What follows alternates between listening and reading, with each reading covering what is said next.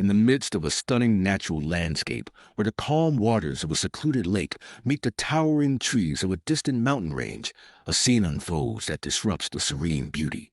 At the end of a wooden pier that stretches out into the still waters, a figure kneels, her hands bound behind her back, a vivid pink suitcase beside her. The air is thick with tension, a stark contrast to the peaceful scenery surrounding the moment. The woman's head is lowered, but her posture conveys a quiet resolve, as though she is bracing herself for what is to come.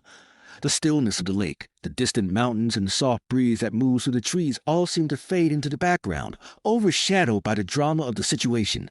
At the pier's entrance, a man stands tall, facing the woman. He is dressed in a plaid shirt and denim jeans, his body language tense yet commanding. His outstretched arm, pointing directly at the woman, signifies not just an accusation, but the culmination of a conflict that has led to this very moment. The weight of his action is palpable, and it's clear that whatever has transpired has reached its peak. Behind him, a line of police officers stands in sharp formation, their uniforms crisply pressed and their hands at their sides. They are not just passive observers, they are the enforcers of the law, the boundary between chaos and order, the final line of authority in a situation teetering on the edge. As the woman kneels, her hands restrained, her presence contrasts sharply with the lawmen who have lined the edge of the pier. The officers stand like sentinels, watching with impassive faces as events unfold. Their expressions are unreadable, but their role is clear, to ensure that justice is served, whatever that may look like in this tense standoff. The stillness of the scene is broken only by the faint sound of water lapping against the wood of the pier, the occasional ripple in the lake, and the distant hum of boat engines, a reminder that the world beyond this small moment is continuing on, unaware of the drama playing out here. The pink suitcase, placed so deliberately beside the woman, is an odd and striking symbol. Its bold color contrasts with the muted earth tones of the pier and the uniformed officers, making it almost an outlier in the otherwise somber scene. It holds an air of mystery, its contents unknown, but its presence speaks to the fact that this woman was not meant to be here, in this position. It might represent a journey, a past she cannot escape, or perhaps a final act in a story that has been building for longer than anyone could imagine. The suitcase, in its simplicity, carries weight far beyond its size. The boats that float gently on the lake, seemingly unaware of the unfolding drama, create an ironic sense of distance, both literal and emotional. They are the unknowing witnesses to a moment in time where the fate of the woman and the man standing at the pier will be decided. The boats, drifting freely, represent a contrast to the woman's restrained form, to the tension that has gripped the pier. There is freedom in their movement, yet for the woman, and for the man standing with his arm outstretched, the air between them feels suffocating. This is a moment where movement is restricted, where every gesture feels loaded, where every second stretches out longer than it should. The man's position, commanding but distant, adds another layer of complexity to the scene. Is he in control of the situation, or has he become part of something larger than himself? His body language suggests that he is both the instigator and the witness, but his pointed finger implies that he is holding her accountable, placing her at the center of the drama. Is this an act of justice, or is he enforcing a personal vendetta, one that has led them to this point?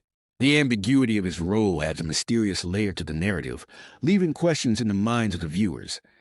What is his connection to the woman? What has brought them to this precipice? As the tension mounts, the officers flanking the pier stand as silent arbiters of justice, their presence underscoring the gravity of the situation. They are not just watching, they are a reminder that the law has been set in motion. Their stance is professional, their attention fixed, but the stakes of this standoff are more than just enforcing rules. There is an emotional weight here, one that the officers are part of, but not immune to. The reality of the situation, the woman's kneeling form, the suitcase, the pointing man, all of it pulls the officers into the narrative, making them not just enforcers of the law, but participants in a much larger, more complex story. The setting itself, with its mountains and the distant houses that are barely visible through the mist, provides a backdrop that amplifies the tension. The tranquility of the mountains, the calm of the lake, is now tainted by this moment of crisis. Nature, once the serene observer, now feels like an unwilling witness to human conflict. The beauty of the place only serves to highlight the harshness of the human drama taking place. It is as though nature itself is caught between the call for justice and the complexities of human emotion, between the desire for peace and the harshness of reality. What has brought these individuals to this moment? What conflict has led to the woman's arrest, to her being held at gunpoint by an unseen force? Is she a criminal or is she a victim? Is the man pointing at her someone seeking revenge, or is he a figure of authority in a world that demands accountability? And what about the officers? What stories have they carried with them to this point? How have they become part of this story, a story whose resolution is uncertain, where the stakes seem both personal and universal? The image is a snapshot of a larger narrative, one that is still unfolding, a tense moment in time that raises questions without answers. As the woman kneels at the edge of the pier, surrounded by the police and the man who points at her, we are left with the question of what will happen next. Will she rise from her kneeling position, or will she be left to face the consequences of a life that has led her to this moment? The stillness of the lake and the quiet of the mountains offer no answers, only the unresolved tension of what is to come.